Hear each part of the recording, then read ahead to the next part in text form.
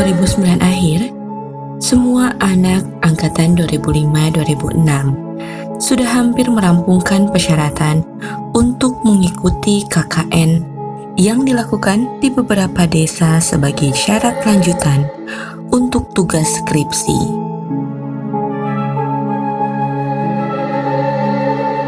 Dari semua wajah antusias itu di kampus, terlihat satu orang tampak menyendiri. Widya, begitu anak-anak lain memanggilnya. Ia tampak begitu gugup, menyepi, menyendiri, sampai panggilan telepon itu membuyarkan lamunannya. Wajah muram itu berubah menjadi senyuman penuh harap.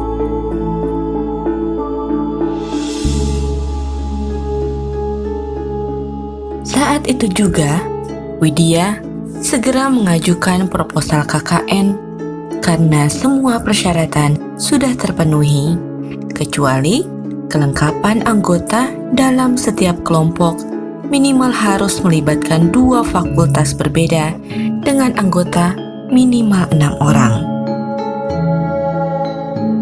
Tenang, kata Ayu, perempuan yang tempo hari memberi kabar tempat KKN yang ia observasi bersama abangnya.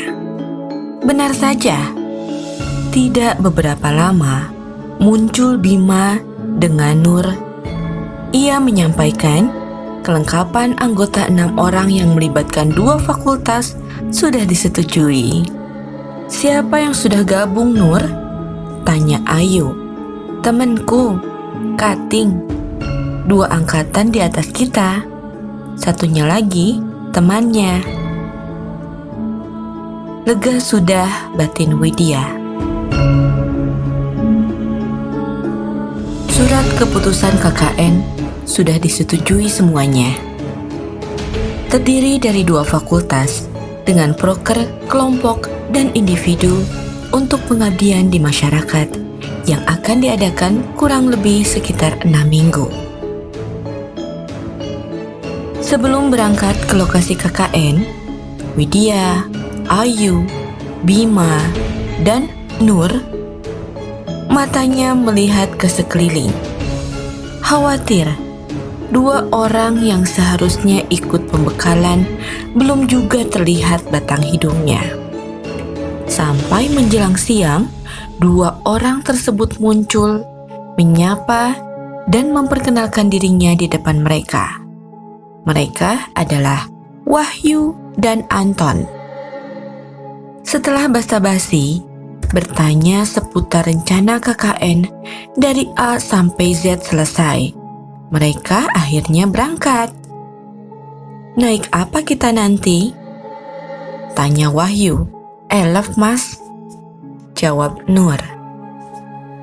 Sampai desanya naik mobil elf, Dik? Tanya Wahyu kembali. Tidak, Mas, nanti berhenti di jalur hutan. Nanti ada yang jemput kok, sahut Nur. Mendengar itu, Widya bertanya ke Ayu. Yu, apa desanya nggak bisa dimasuki mobil? Ayu hanya menggelengkan kepala. Nggak bisa, tapi deket kok dari jalan besar. 45 menit kemungkinan. Disinilah cerita ini dimulai.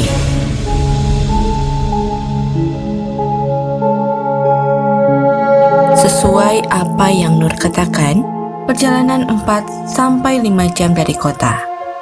Tanpa terasa, hari sudah mulai petang. Ditambah, area dekat dengan hutan membuat pandangan mata terbatas. Sebelum sampai di sana, gerimis mulai turun. Setelah menunggu hampir setengah jam, terlihat dari jauh cahaya mendekat.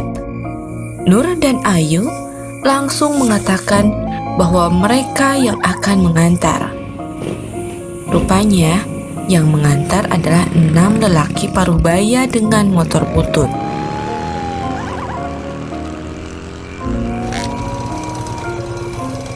Sudah hampir 1 jam lebih, tapi motor masih berjalan lebih jauh ke dalam hutan. Khawatir bahwa yang dimaksud Ayu 45 menit adalah setengah hari. Widya mulai berharap semua ini cepat selesai. Di tengah perjalanan, tidak satupun dari pengendara motor itu yang mengajaknya bicara. Aneh, apa semua warga di sana pendiam semua? Malam semakin gelap dan hutan semakin sunyi sepi. Namun kata orang, di mana sunyi dan sepi ditemui, di sana rahasia dijaga rapat-rapat. Kini rasa menyesal sempat terpikir di pikiran Widya. Apakah ia siap menghabiskan 6 minggu ke depan di sebuah desa jauh di dalam hutan? Ketika suara motor memecah suara rintik gerimis, dari jauh, sayup-sayup terdengar sebuah suara. Suara familiar dengan tabuhan kendang dan gong. Diikuti suara kenong, kompiang, membaur menjadi alunan suara gamelan. Apa ada yang sedang mengadakan hajatan di dekat sini?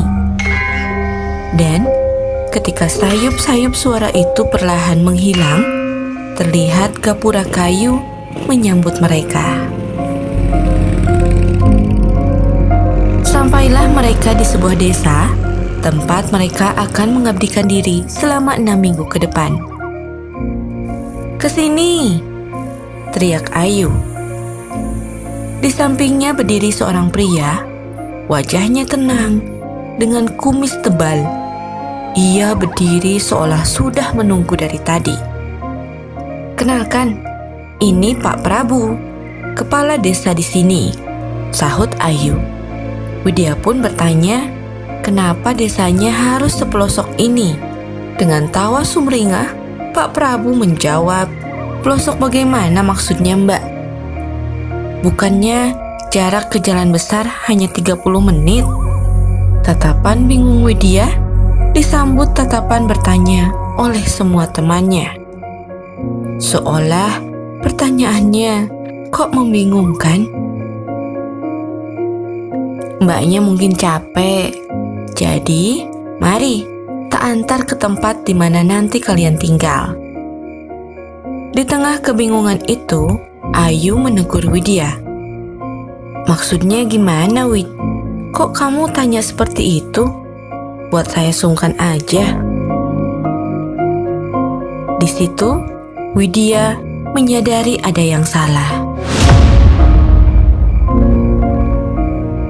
Tempat menginap untuk laki-laki adalah sebuah gubuk yang dulunya seringkali dipakai untuk posyandu. Tapi sudah dirubah sedemikian rupa, meski beralaskan tanah, tapi di dalamnya sudah ada ranjang tidur beralaskan tikar. Sedangkan untuk perempuan, mereka menginap di salah satu rumah warga. Di dalam kamar, Widya pun bertanya maksud ucapannya kepada Pak Prabu, karena sepanjang perjalanan, bila dirasakan oleh Widya sendiri, itu lebih dari 1 jam. Ayu membantah bahwa lama perjalanan tidak sampai selama itu. Anehnya, Nur memilih tidak ikut berdebat. Nur lebih memilih untuk diam. "Gini, kamu dengar nggak? Di jalan tadi ada suara orang memainkan gamelan," tanya Widya kepada Ayu. "Ya, palingan ada warga yang mengadakan hajatan," jawab Ayu. Sembari berbicara lirih, Nur yang seharusnya paling ceria di antara mereka berkata, "Mbak, tidak mungkin ada desa lain di sini. Tidak mungkin ada acara di dekat sini. Kalau kata orang zaman dulu, kalau dengar suara gamelan, itu pertanda buruk." Mendengar itu, Ayu tersulut dan langsung menuding Nur. "Sudah ngomong yang tidak-tidak." Keesokan harinya, rombongan yang sudah berkumpul sesuai janji Pak Prabu hari ini akan keliling desa, melihat semua proker yang sudah diajukan oleh Ayu tempo hari, sekaligus meminta saran untuk proker individu yang harus dikerjakan oleh satu anak sendiri-sendiri.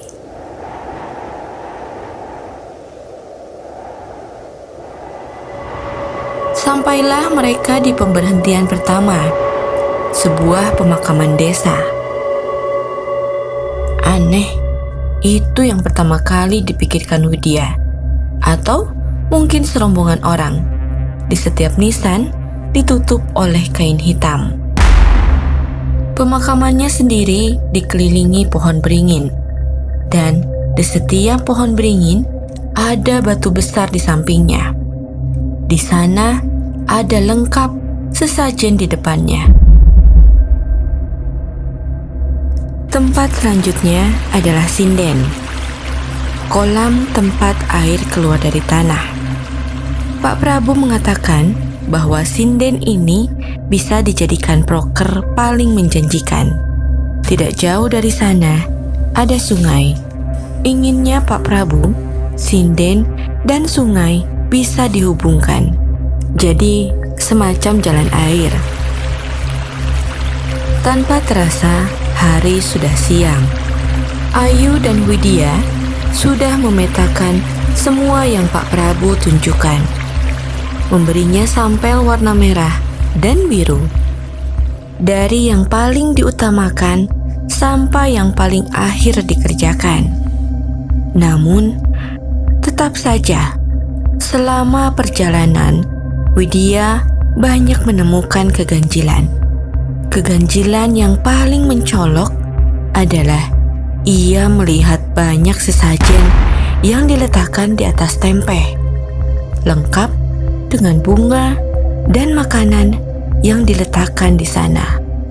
Ditambah bau kemenyan membuat Widya tidak tenang. Nur, setelah dari sinden, ia izin kembali ke rumah karena badannya tidak enak. Dengan sukarela, Bima yang mengantarkannya. Jadi, observasi hanya dilakukan oleh 4 orang saja. Kemudian, sampailah di titik paling menakutkan.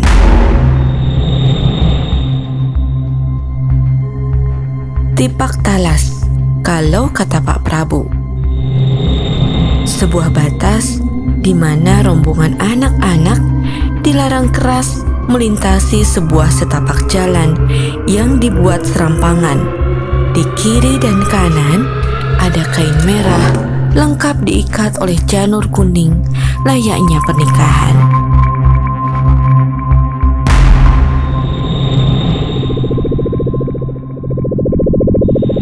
Ketika kembali, Wahyu dan Anton bertanya, "Di mana kamar mandi?"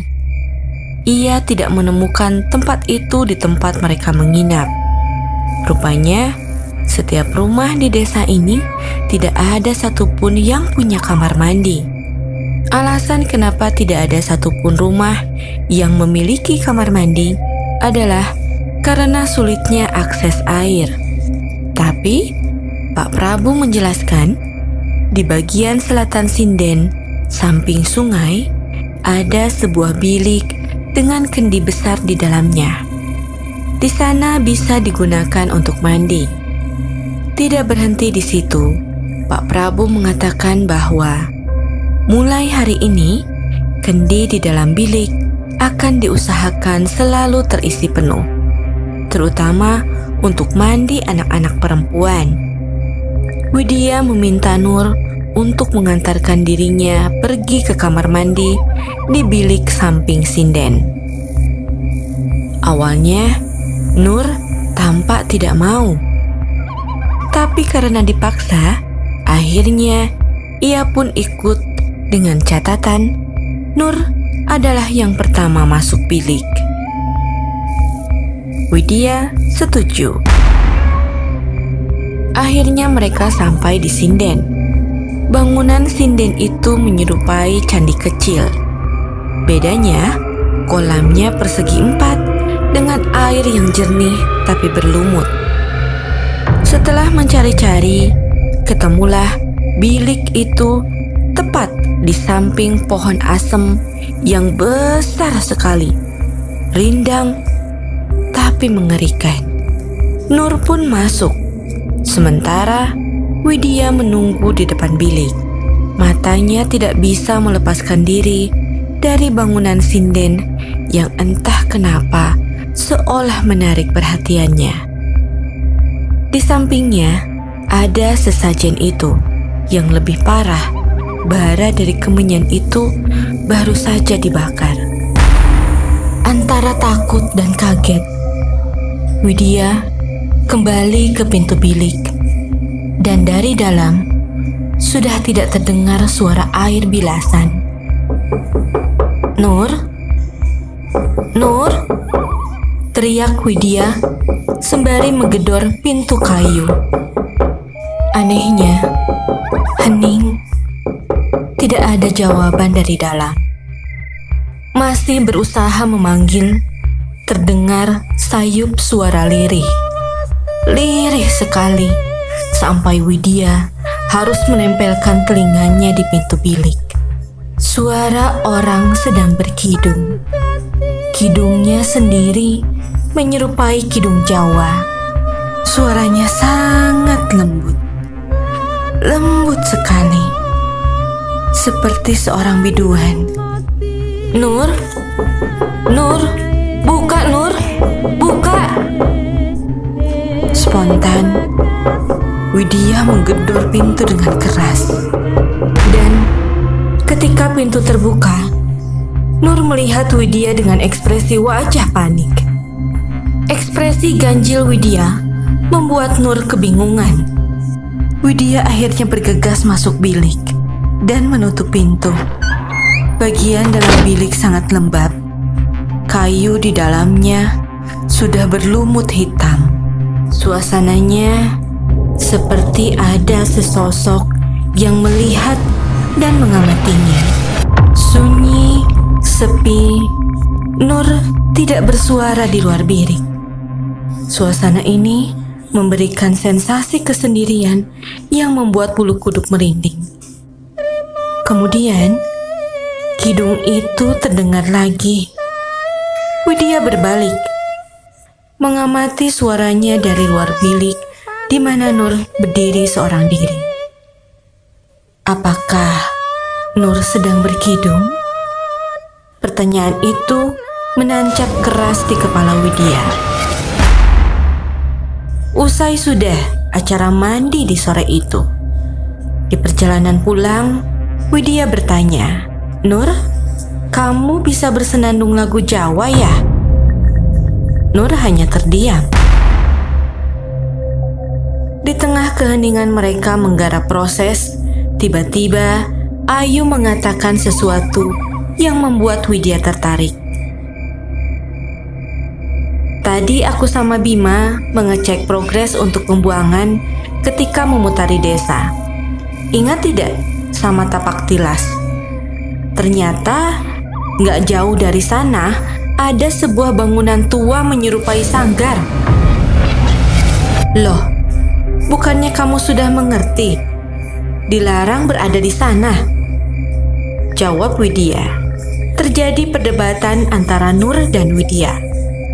Widya merasa perasaannya semakin tidak enak. Sejak menginjak desa ini, semuanya terasa seperti kacau balau. Karena malam semakin larut, Widya pun beranjak pergi ke kamar. Di sana, ia melihat Nur sudah terlelap dalam tidurnya. Ayu pun menyusul kemudian, berharap malam ini segera berlalu. Tiba-tiba terdengar langkah kaki. Saat Widya melihat apa yang terjadi, bayangan Nur melangkah keluar. Ragu apakah mau membangunkan Ayu, Widya pun beranjak dari tempat tidur. Berjalan, lalu mengejar Nur. Dengan perlahan, Widya melangkah ke sana.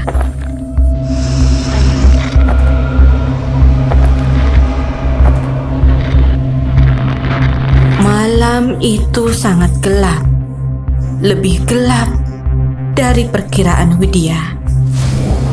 Bayangan pohon tampak lebih besar dari biasanya. Dan sayup-sayup terdengar suara binatang malang. Sangat sunyi, sangat sepi. Dilihatnya ke sana kemari, mencari di mana keberadaan Nur. Widya terpaku melihat Nur di depannya. Nur berdiri di tanah lapang depan rumah.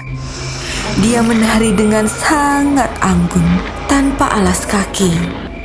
Nur berlenggak-lenggok layaknya penari profesional. Widya termengung, mematung, melihat temannya seperti itu.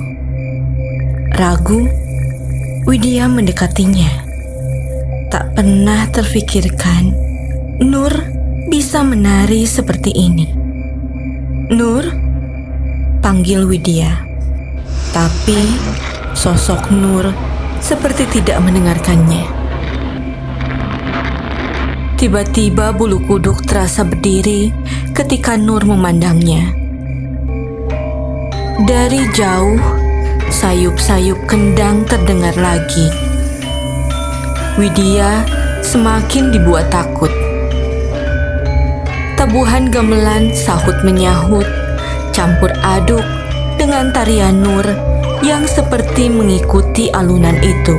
Sampai akhirnya Widya memaksa Nur menghentikan tariannya. Ia berteriak meminta temannya agar berhenti bersikap aneh. Dan saat itulah wajah Nur berubah menjadi wajah yang sangat menakutkan. Widya menjerit sejadi-jadinya. Lalu seseorang memegang Widya kuat sekali, menggoyangkannya sembari memanggil namanya. Wahyu. Widya melihat Wahyu yang menatapnya dengan tatapan bingung dan takut. "Malam-malam, ngapain nari sendirian di sini seorang diri?" tanya Wahyu. Jeritan Widya rupanya membangunkan semua orang, termasuk si pemilik rumah. Widya melihat sorot mata semua orang memandangnya. Tak terkecuali Nur, yang rupanya baru saja keluar dari dalam rumah. Wahyu menceritakan semuanya. Awalnya, ia hanya ingin menghisap rokok sembari duduk di teras posyandu. Kemudian, ia tidak sengaja melihat seseorang sendirian menari-nari di tanah lapang. Karena penasaran, Wahyu mendekat. Sampai Wahyu baru sadar bila yang menari itu adalah Widya. Semua yang mendengarkan cerita Wahyu hanya bisa menatap nanar. Tidak ada yang berkomentar. Sepemilik rumah akhirnya menyuruh mereka semua bubar dan masuk ke dalam rumah lagi karena hari semakin larut.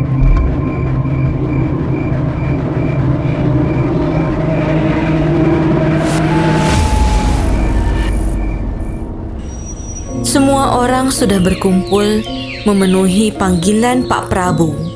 Beliau bertanya tentang bagaimana kronologi kejadian. Ayu mengaku tidak tahu.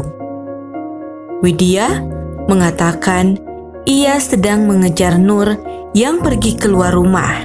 Namun, Nur mengatakan ia hanya pergi ke dapur untuk mencari air minum. Semua penjelasan itu tidak membantu sama sekali. Namun, tampak dari raut muka Pak Prabu, ia lebih tertarik bagaimana Widya bisa menari bila latar belakangnya saja bahwa ia mengaku tidak pernah belajar menari sebelumnya.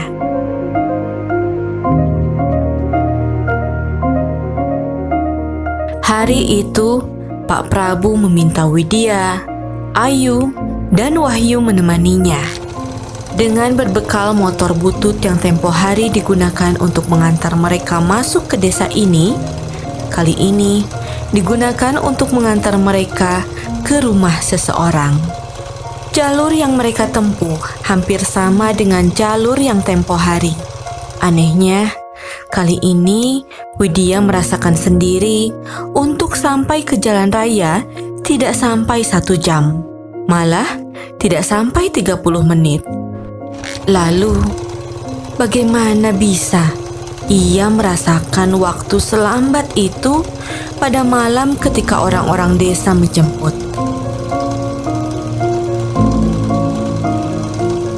Rumah yang Pak Prabu datangi rupanya rumah seseorang sepuh di sana.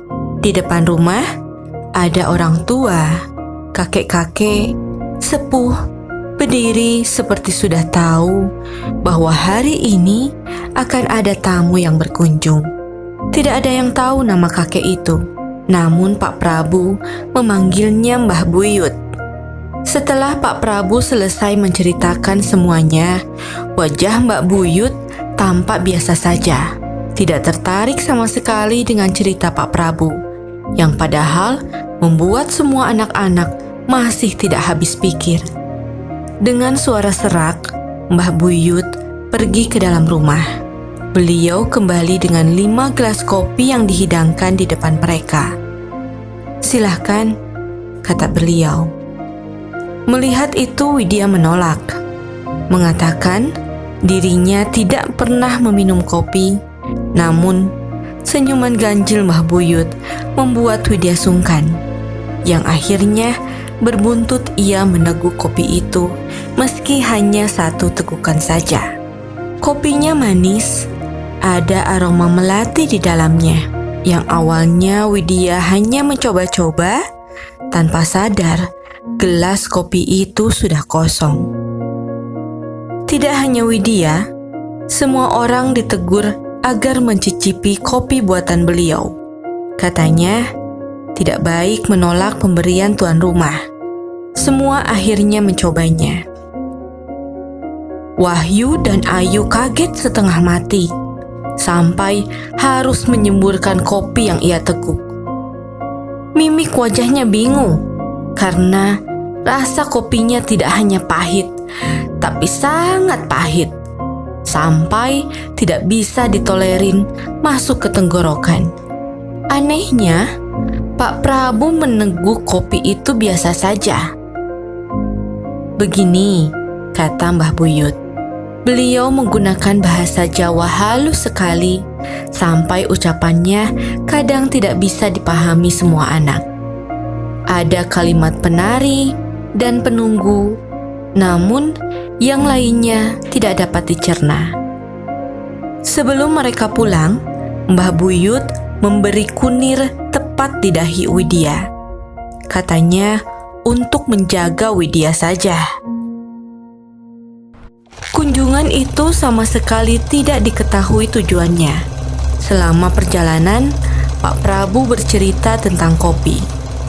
Kopi yang dihidangkan Mbah Buyut tadi adalah kopi ireng yang hanya diracik khusus untuk memanggil lembut, demit, dan sejenisnya, bukan kopi untuk manusia. Mereka yang belum pernah mencobanya pasti akan memuntahkannya. Namun, bagi lelembut dan sebangsanya, kopi itu manis sekali. Lantas, semua anak memandang Widya. Pertemuan itu juga diminta untuk tidak diceritakan kepada siapapun lagi, bahkan Nur, Anton, dan Bima.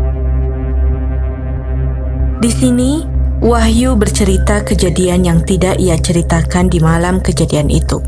"Wid, temanmu yang cowok itu baik-baik saja kan? Temanmu itu setiap larut malam keluar, Wid, entah kemana. Terus biasanya baru balik pagi. Apa sedang mengerjakan prokernya? Tapi kok harus malam?" "Nggak ngerti aku, Mas," jawab Widya. "Bima itu religius, nggak mungkin aneh-aneh," terus Widya.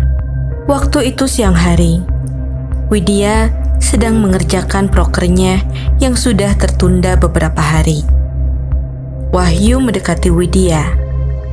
Ia menawarkan kesempatan untuk keluar desa sementara karena harus membeli perlengkapan untuk progres kerjanya yang harus dibeli di kota. "Jauh nggak?" kata Widya. "2 jam," kata Wahyu. Wahyu melihat jam di tangannya, pukul 11 lewat. Ia harus cepat menyelesaikan urusannya di kota karena sesaat sebelum mereka meminta izin, Pak Prabu sudah mewanti-wanti untuk sudah kembali sebelum hari petang. Akhirnya mereka tiba di kota. Di sana, mereka berhenti di sebuah pasar. Wahyu dan Widya mulai mencari segala keperluan mereka. Kurang lebih setelah 2 jam, mencari ke sana kemari, dan setelah mendapatkannya, mereka langsung cepat kembali. Jam sudah menunjukkan pukul 4. Sudah terlalu sore. Tepat ketika langit sudah kemerahan, mereka melanjutkan perjalanan. Di belakang, Widya mulai merasakan angin dingin. Melewatinya begitu saja. Tidak pernah disangka jalan masuk hutan lebih gelap ketika petang sudah mulai menjelang. Cahaya motor yang dikendarai Wahyu menembus kegelapan malam. Kilasan pohon hutan di samping kiri dan kanan jalan menjadi pemandangan tak terelakkan. Hanya suara motor yang mampu menghidupkan sepi senyap di sepanjang jalan. Karena benar saja, tak ditemui satupun pengendara lain di sini. Tiba-tiba, motor mereka mogok. Sembari mencoba menstarter motor, Widya melihat Wahyu. Mata mereka saling memandang satu sama lain.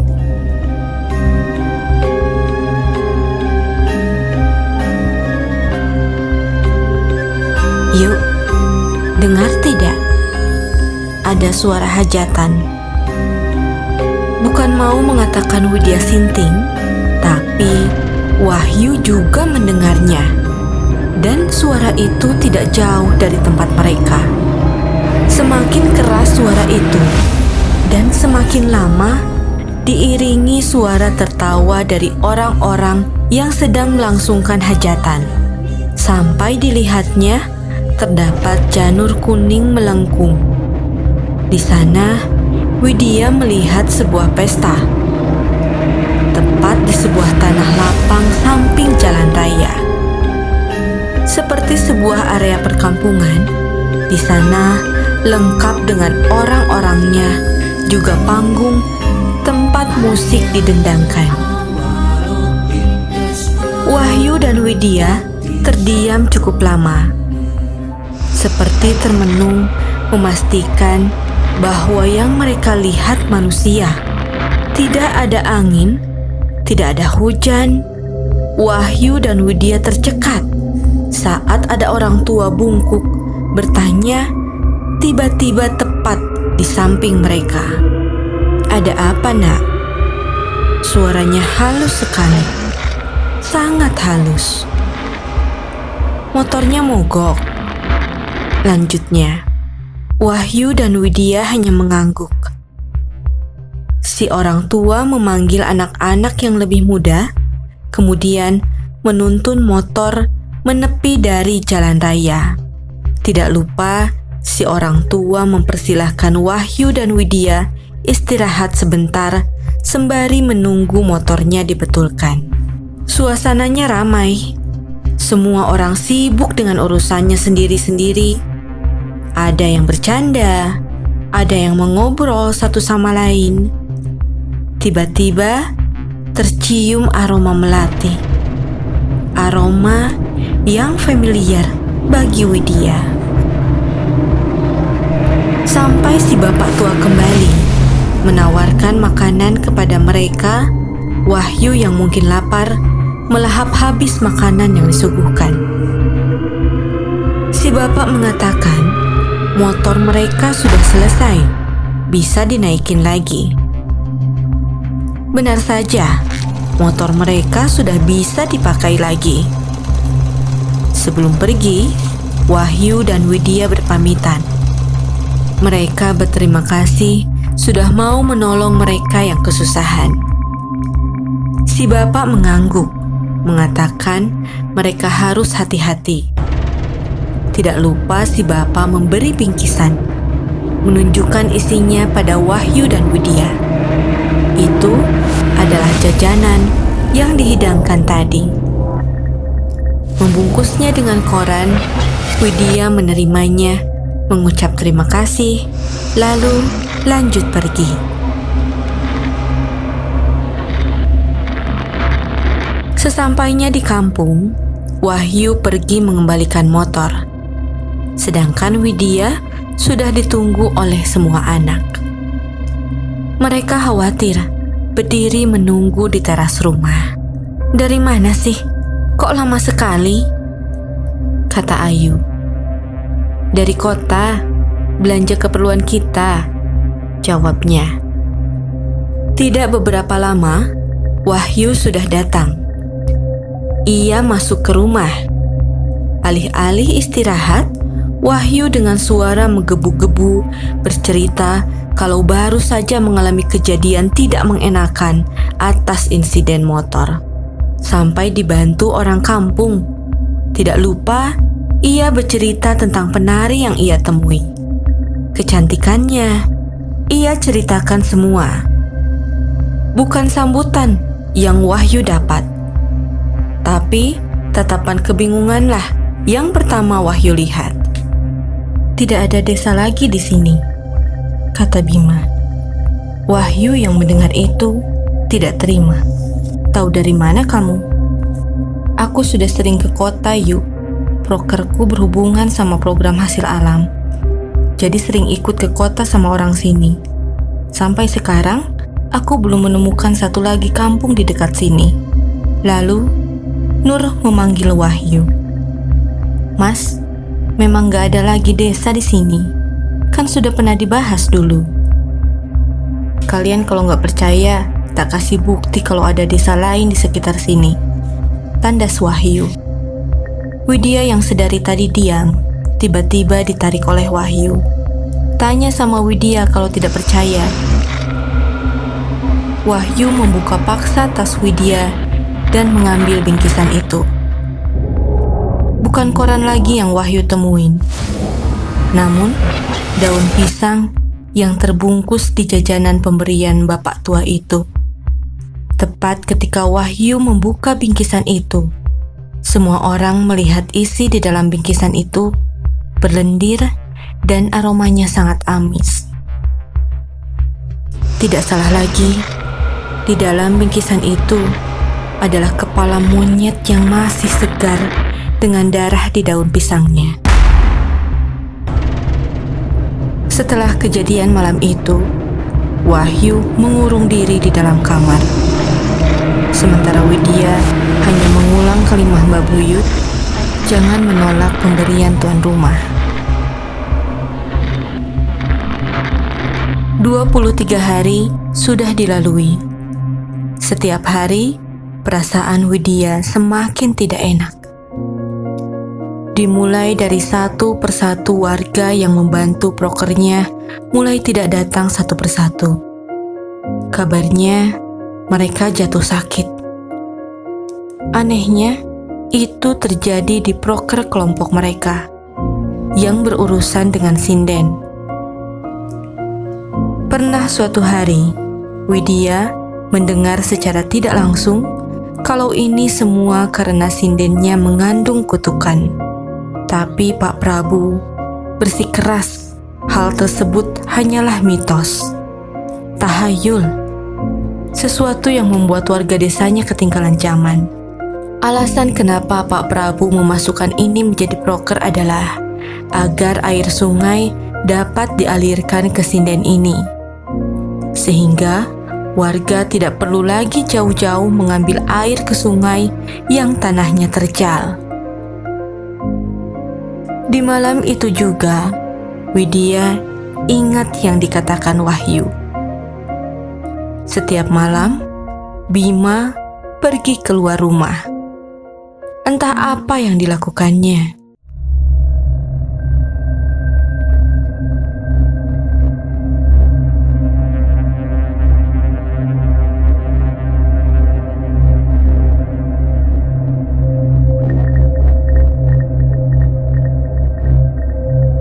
Widya sengaja bergadang hanya untuk memastikan, dan ternyata memang benar. Malam itu, Bima pergi keluar rumah. Widya masuk ke kamar Bima. Di sana ada Wahyu dan Anton. Yang pertama Widya lakukan adalah membangunkan Wahyu. Meski enggan, Widya terus memaksanya. Setelah Wahyu benar-benar terjaga, Widya memberitahu kalau Bima baru saja keluar. Widya keluar dari kamar itu. Kemudian ia pergi menyusul Bima sendirian. Bima itu anak cowok yang paling religius. Sama seperti Nur, karena mereka memang sudah dekat di kampus. Tapi Anton sering cerita kalau kadang dia memergoki Bima masturbasi di dalam kamar. Dan itu tidak sekali atau 2 kali. Masalahnya adalah saat Bima melakukan itu, ada suara perempuan. Widya tidak terima Bima dikatakan seperti itu oleh Anton. Yang jadi masalahnya itu bukan Bima masturbasinya, tapi ada suara perempuan. Ketika aku tunggu siapa perempuan itu, aku kira itu kamu. Kalau enggak, ya Ayu atau Nur. Ternyata tidak ada siapa-siapa di dalam kamar sama dia. Malam itu, ia melihat Bima berjalan jauh ke timur, ke arah menuju sebuah tempat yang seringkali membuat Widya merinding setiap kali memandanginya. Tipak Talas. Widya melihat Tipak Talas seperti sebuah lorong panjang. Hanya saja dindingnya adalah pepohonan besar dengan akar di sana-sini. Selain medan tanahnya yang menanjak, di depan Tipak Talas ada gapura kecil lengkap dengan kain merah dan hitam di sekelilingnya. Pak Prabu pernah bercerita, kain hitam adalah nama adat untuk sebuah penanda seperti di pemakaman. Namun, bukankah warna cerah lebih baik untuk menjadi sebuah penanda? Sebelum Widya tahu kebenaran dari warga yang bercerita bahwa hitam yang dimaksud adalah simbol alam lain. Hitam bukan untuk yang hidup, melainkan untuk tanda bagi mereka yang sudah mati. Widya mulai melangkah naik. Kakinya tidak berhenti mencari pijakan antara akar dan batu. Sembari tangannya mencari-cari sesuatu yang bisa menahan berat tubuhnya. Malam sangat dingin. Dingin sekali. Hanya kabut di tengah kegelapan yang bisa Widya lihat. Butuh perjuangan keras untuk sampai. Ketika Widya sampai di puncak Tapak Tilas, Widya hanya melihat satu jalan setapak. Kelihatannya tidak terlalu curam. Namun, rupanya butuh ekstra perjuangan juga. Di sana, Widya merasakannya. Perasaan yang tidak enak dari tempat ini. Hal itu membuat Widya merinding. Jalan setapak itu tidak terlalu besar. Di kanan kiri ditumbuhi rumput dan tumbuhan yang tingginya hampir sebahu Widya. Di sela tumbuhan dan rumput, Widya bisa melihat hutan yang benar-benar hutan. Pohon menjulang tinggi dengan tumbuh-tumbuhan di sekitarnya yang tidak tersentuh. Sangat mudah mengikuti Bima karena hanya tinggal mengikuti jalan setapak. Widya terus menembus jalanan itu. Semakin lama, semakin dingin, dan sudah beberapa kali Widya berhenti untuk menghela nafas panjang. Jalanan ini seperti tidak berujung. Namun, bila kembali, Widya tidak akan tahu apa yang dikerjakan Bima di sana. Hal yang cukup disesali Widya hanya satu. Tanpa persiapan, tanpa teman, dan sesal itu kian bertambah saat Widya mulai mendengar genting. Bukannya lari, Widya semakin menjadi-jadi, semakin jauh. Suaranya semakin jelas dan semakin jelas.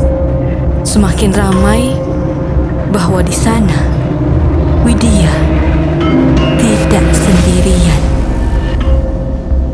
Namun yang Widya temui adalah ujung tapak tilas, yakni sebuah tumbuhan yang ditanam tepat di jalan setapak. Tumbuhan itu adalah tumbuhan beluntas. Tumbuhannya kecil, tapi rimbun. Samping kiri dan kanan sudah tidak bisa dilewati, kecuali bila membawa parang. Dan tentu saja butuh waktu yang lama untuk membabat semak belukar. Namun, wangi tumbuhan beluntas seharusnya langung. Tapi yang ini, wanginya, baunya seperti aroma melati.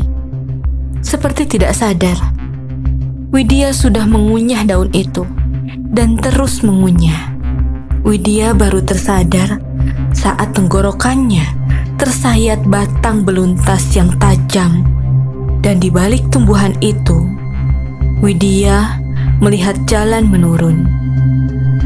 Pantas saja, ia hanya bisa melihat ujung jalan setapak berhenti di sini.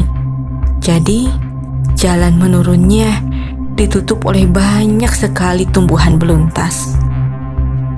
Saat Widya menuruninya, ia sampai harus berdarah-darah meraih tanaman beluntas yang dililit tali putri. Di bawahnya, dia melihat sanggar yang diceritakan Ayu dulu. Dan sanggarnya benar-benar berantakan. Ada 4 pilar kayu jati yang dipangkas segi 4, memanjang ke atas dengan atap mengerucut. Dari jauh terlihat seperti bangunan balai desa, namun lebih besar dengan lantai panggung. Di sana, suara gamelan terdengar jelas sekali. Seperti sumber suara gamelan itu ada di bangunan ini. Saat Widya mendekatinya, meski ragu, ia merasa kehadirannya tidak sendirian. Ia merasakan keramaian, seperti tempat ini penuh sesak. Namun, tidak ada siapapun di sana. Hanya ia sendiri yang berjalan mendekati tepat ketika Widya menginjak anak tangga pertama. Suara gamelan berhenti. Sunyi, senyap, hening sekali. Keheningan itu benar-benar mengganggu Widya. Kehadirannya seperti tidak diterima di sini. Namun, Widya memaksa untuk tetap melihat. Dan di saat itu, Widya mendengar seseorang menangis. Suaranya familiar, seperti suara yang ia kenal. Ayu? Apakah itu Ayu? Ayulah yang terlintas di pikirannya. Seperti menangkap angin, ada suara tangisannya. Namun, tak ada wujud dimanapun Widya mencari. Tetapi, tempat sesunyi dan sesepi itu masih terasa ramai bagi Widya. Seperti ia ditatap dari berbagai sudut. Widya melihat dari jauh. Di bawah sanggar ada sebuah gubuk berpintu. Widya mendekatinya, namun enggan membukanya. Ia mengelilingi gubuk itu, dan dari dalam gubuk terdengar suara Bima diikuti suara perempuan mendesah, sangat jelas. Namun, Widya tidak bisa melihat apa yang ada di dalam sana.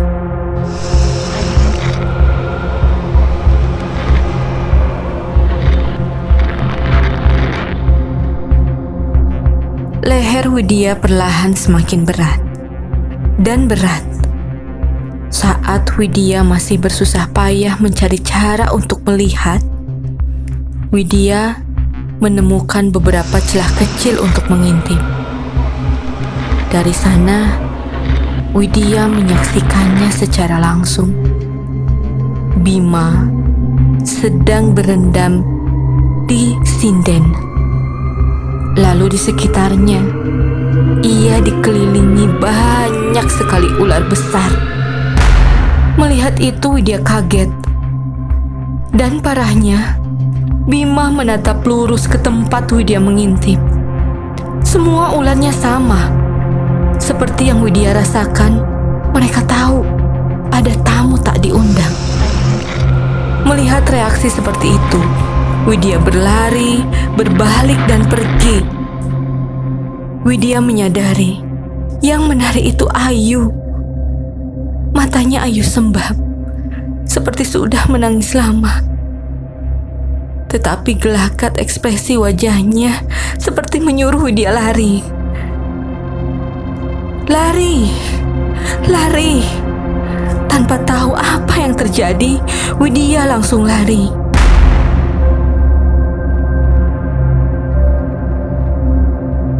Widya memanjat tempat itu, menangis sejadi-jadinya. Sampai di jalan setapak, Widya mendengar anjing menggonggong. Tidak beberapa lama, anjing hitam itu keluar dari semak belukar. Setelah melihat Widya, anjing itu lari, dan Widya mengikuti anjing itu.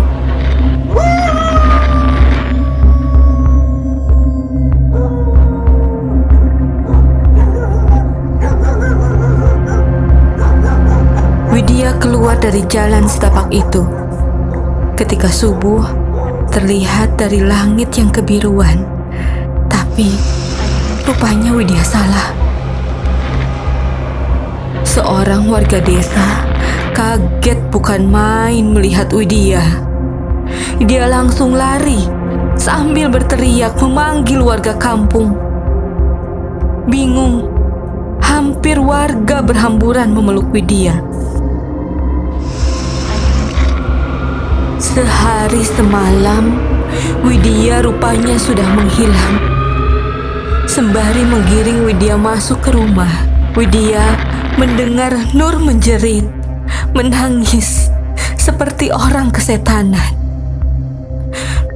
Widya melihat ruangan itu dipenuhi orang yang berduduk sila. Mereka mengelilingi dua orang yang terbujur, tubuhnya ditutup selendang, diikat dengan tali putih menyerupai kain kafan. Mbah Buyut keluar.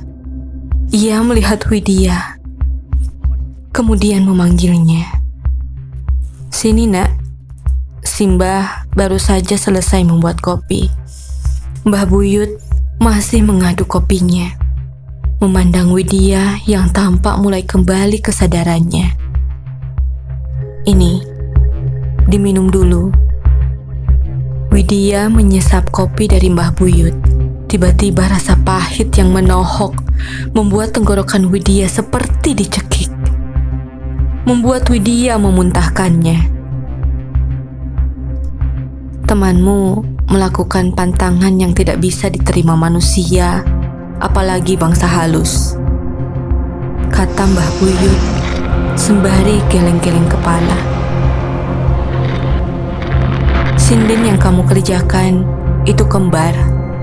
Satu di dekat sungai, satu yang kemarin malam kamu datangi. Tahu kegunaan sinden? Tanya Mbah Buyut. Lalu Widya menjawab, tidak tahu Mbah. Sinden itu tempat mandinya para penari sebelum tampil. Nah, sinden yang di dekat sungai tidak apa-apa dikerjakan. Tapi sinden yang satunya tidak boleh didatangi, apalagi dipakai kawin. Yang kamu lihat itu adalah anaknya Bima sama Badara Wuhi. Pak Prabu menceritakan bahwa kronologi kejadian ini sudah tidak bisa mereka bendung. KKN yang menjadi tanggung jawab beliau membuat Pak Prabu akhirnya menyerah dan memilih melaporkannya. Pagi itu, serombongan mobil datang. Mereka adalah keluarga sekaligus panitia KKN yang sudah mendengar semua cerita dari Pak Prabu.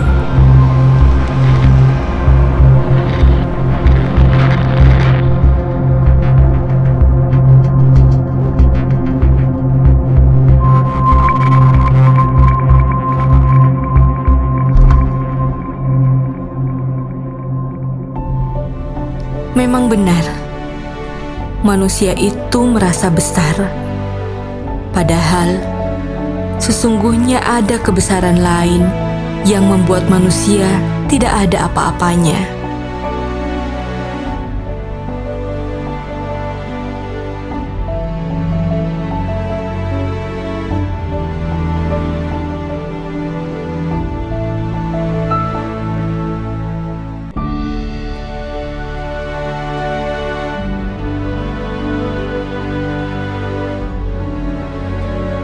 Dimanapun kalian berada, junjung tata krama, saling menghormati, saling menjaga satu sama lain, dan senantiasa bersikap layaknya manusia yang beradab.